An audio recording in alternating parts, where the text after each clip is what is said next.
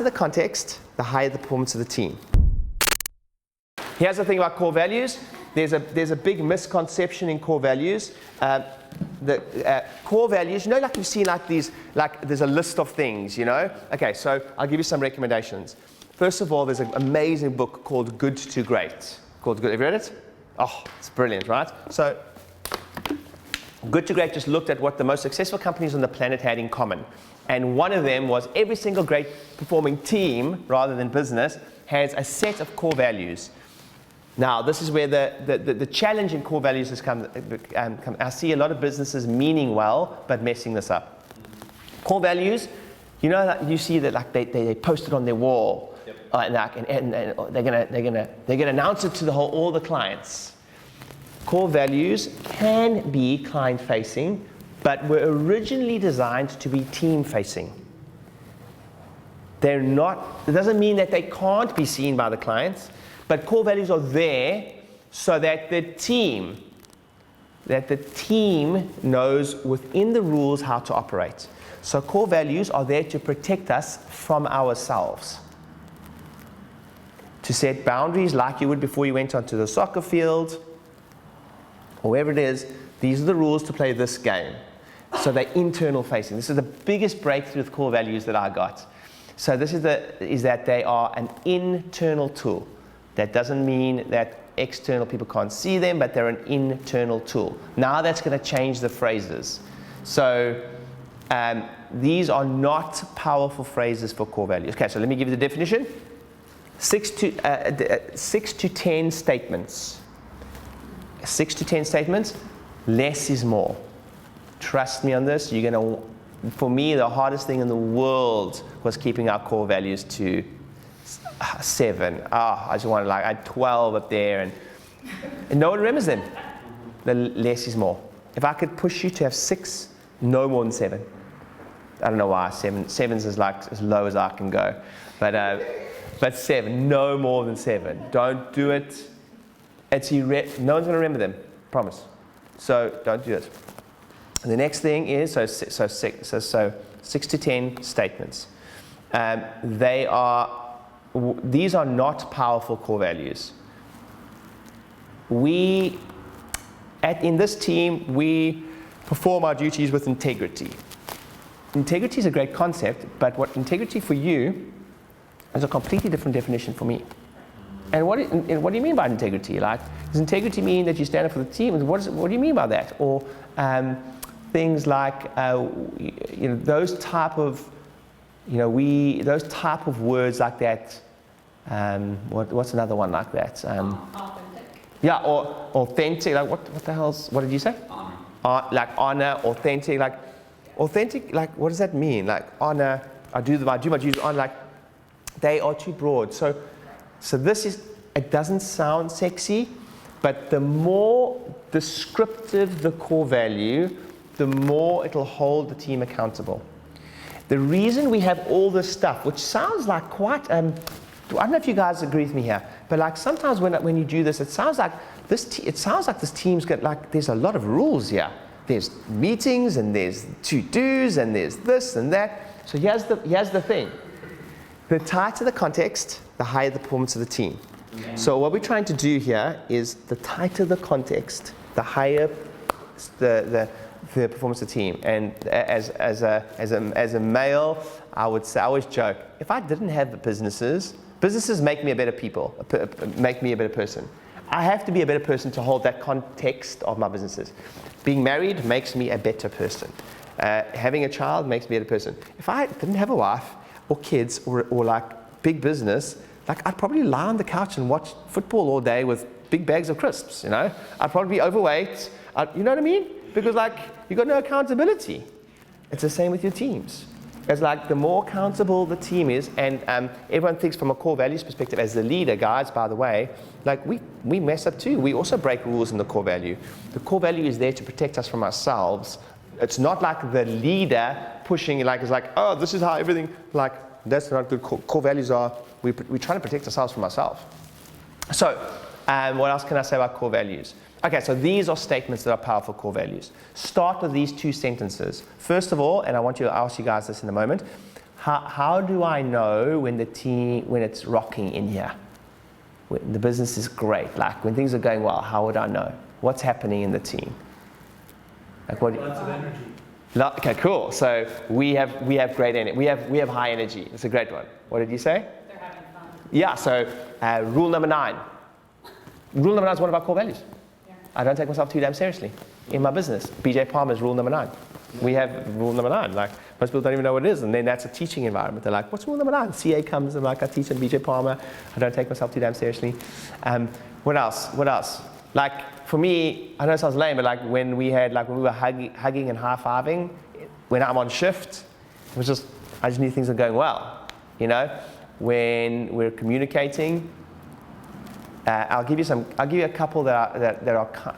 I don't want to push my core values onto you, but I'm going to say I've worked with tons of teams, and there's a few weak points in all teams.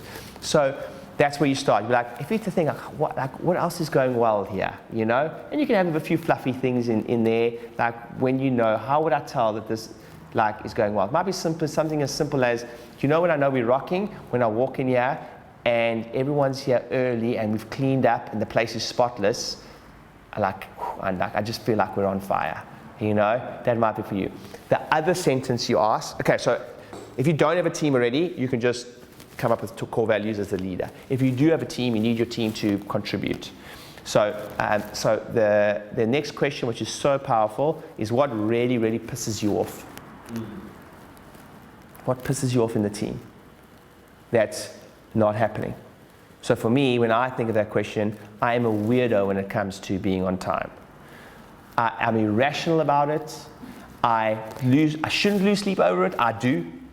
Like it's like even me being late creates an irrational response in me. But here's what I said in the first sentences of this whole day is that where we are able to tell we're all weird in our own way. The quicker you can let the people around you know your weirdness and quirkiness, the context of that sets up a really good long-term relationship, you know? So I'll interview and I'll teach your interview process now. I'll be like, okay, core value number whatever. So our core value is I'm always early, prepared, and present. Okay? Now, okay, so why have I got the word early in there? Because if I had the word on time on there, your on time is different from my on time. That's true. So on time is like, well, if the meeting's at 9, if I come at 9, I'm on time. But so, and then why I put the word prepared in there, like, if you come at 9, but you haven't got your cup of coffee, and you still got to go to the toilet, and you still got to do the thing, and you still got to do, you were there, but you weren't prepared, and you're not present. So for me, like, the word early is like, as long as you come, even seconds before that clock goes to 9, I'm good. So early, prepared, and present. It kind of wraps it all up, you know. So that's like, you were there, but you weren't prepared and you weren't present because you still had to go get your cup of coffee and you still had to go do your thing and you still think like, no, like you do that in your own time. You know, you're eating into the team's time here. And probably the best leadership book I've ever read from a team perspective is a book by the name of Tribal Leadership. Has anyone read it? No. Tribal Leadership. Insanely amazing. It's like 2 authors, so I never remember, but it's like 2 or 3 authors, but it's very famous. I'll talk about it in a moment. But he said like when there's perpetually lateness in a team, there's a way deeper issue. You know, way deeper issue. Anyway, so those are core values. Other statements. Okay, so what does piss you off in the team? So who can tell me some stuff? And it might not be irrational almost. You know, it's just so that the team knows your irrationalness or your quirkiness as quickly as possible, because at the end of the day, the business is a reflection of you in some way, shape, or form. And then other people in the team might say stuff like, you know, whatever. So what pisses you off when it does or when it doesn't happen in the team? What? Lack of eye contact when I come up to the front desk. Love it. That's such a that is like a, you know, in this team, we always maintain great eye contact, great energy.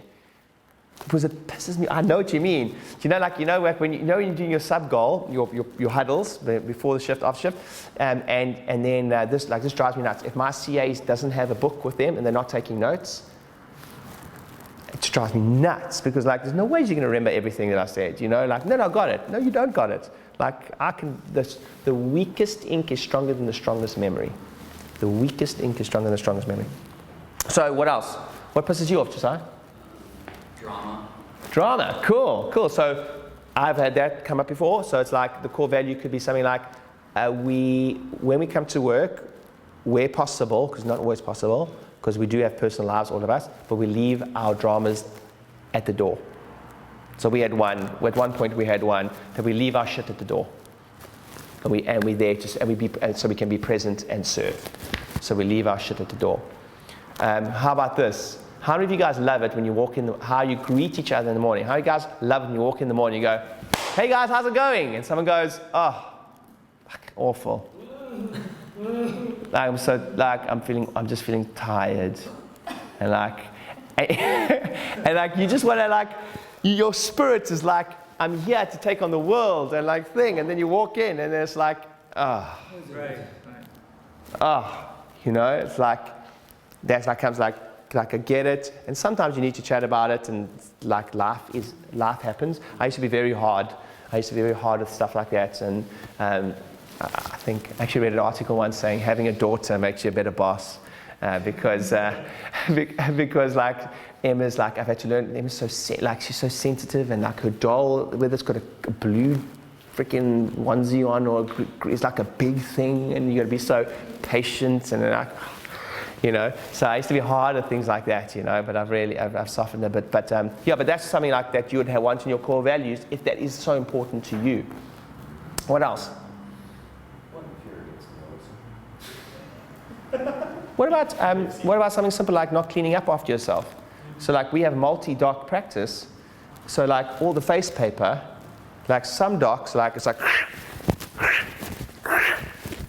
and then what happens is the CAs feel like they're well, I'm not here to just, I'm not here to clean. I'm here to make things cool, but then we talk about it. But here's the beauty.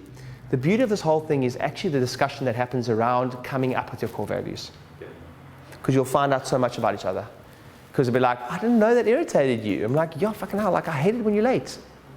I'm weird. I have sweats. I'm a weirdo.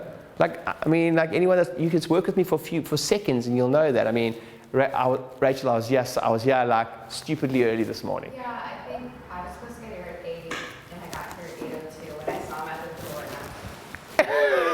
the door. But 8:02 is completely acceptable. But I'm a weirdo. It's not it's not like Jess, my team's here. Jess will tell you. It's I was banking on him getting here at 8:15 to me. He was like, I'll be here from 8:15 minutes. I have time for breakfast. And at 8:45 he was like, I'll be here in 5 minutes. I was like, what? There's certain environments where I hate being. So if I'm speaking to big audiences, so when I've got big conferences, if I've got 1,000 people in the room, I want to walk in 5 minutes before I go on stage. 5 minutes. But then I know there's a big team. So this is a difference. A very small team. First time I've worked with Rachel. Jess only joined my team last week, so I knew I had to be here just because of my weirdness, So anyway, the quicker you can let them know. Does that make sense? So what pisses you off? What's not happening in the team? Everyone misses it out. It's not just the fluffy, yes, we should have integrity and we should have great energy and whatever. So let me go some examples. So here's another one. So here's a great core value. You guys have basically touched on there's 4 key ones. One of them is either a variation of I take 100% responsibility, or no blame, justification, or denial. Hard, because we all want to blame. The human nature is it wasn't me. Human nature is it wasn't me, it was somebody else. It wasn't my fault. But so here's I'm just gonna give you some ones that I feel. I've worked with lots of teams. I've built multi-million-pound companies and then rebuilt multi-million-pound companies in different industries. And these are the things that I've seen common. One is something on timeliness, something about time. I think it's unfair to expect people on time if you haven't. What I mean by that is if you haven't voiced it, you haven't told them your definition of on time, whatever. then it's unfair to expect how they're supposed to smell like that. You actually like, for you 9:02 is late, where for most people it's completely acceptable. And in different environments, different teams, and different leaders might be like 9:02 is cool. Like, we're good as long as we start within 5 minutes. What we said, we're good. Different like that, So okay, one on timeliness. Another one is what you mentioned, Matt. Something on response. Take 100% responsibility. Something, and that means me too. As I said, everything's my fault. There was 4 that I had. I always like something of played 100%. So one of our core values is played 100%. We have in our DCPG team, we have something that says we're all in. We're all in.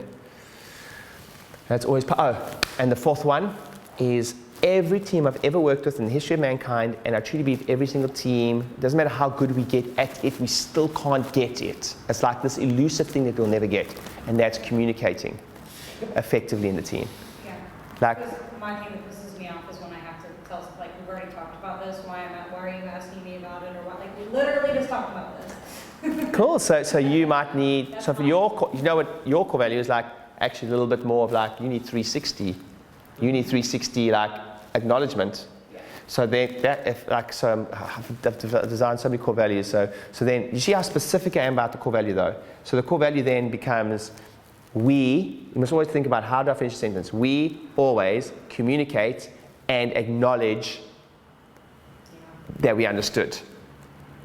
That's your because that's your core value. Yeah. You were like, yep, we always communicate. So we have something at Halsa called over-communication. So they're like, oh, but I sent you the email. But like, yes, I know that. Or I sent the email to the clients. But did you over-communicate? Did you send the Facebook private message? Did you send the text? And did you send the email? Because casualness leads to casualty. Yep. And we busy lives. How many emails do we get a day? Like, did you send a text? And did you send a thing? And did you think? So over-communication. So we have our key thing is, did you over-communicate? It's like, oh, I sent you I tried to call you. But like, yeah, but like, that's not over-communicating. And then we actually, at one point, it was even, we try communicate, TRI. So at least 3 types of communication qualifies as communication. An email, a text, and a telephone call, TRI. So let's go through those 4 again. So I said something on timeliness, something on accountability. For me, something on like played 100%, all in. Even at job interviews now, I don't even say often that's a 9 till 5. I say it's a start till finish. It's a start till finish. One of the things that, and the last one was, what did I say? Last one? Communication. Those 4 and variations of those 4 will hold the team tight. Here's something that you're all going to battle with, the business owners. This is a challenging statement I'm going to say to you now that I love, but at the same time is hard to, it really raises the standards of the team. Never expect less of your team than you expect of yourself. Yeah. So you guys are all here on a Saturday, freaking working. But often when I ask team members, they're like, I could never tell my team to come on a Saturday. Like, why? You do it. Like, why would you expect less of your team than you expect yourself? Like, don't give them, the word is, don't think less of them almost. Like, don't expect, like, you know what I mean? Like, and they're like, oh, but like, no, never expect less of your team. Now, that's a really tough statement because then you've got, it's hard that, but I will tell you from a virtue of raising the standards of the whole team, we want to be around the people that are all in.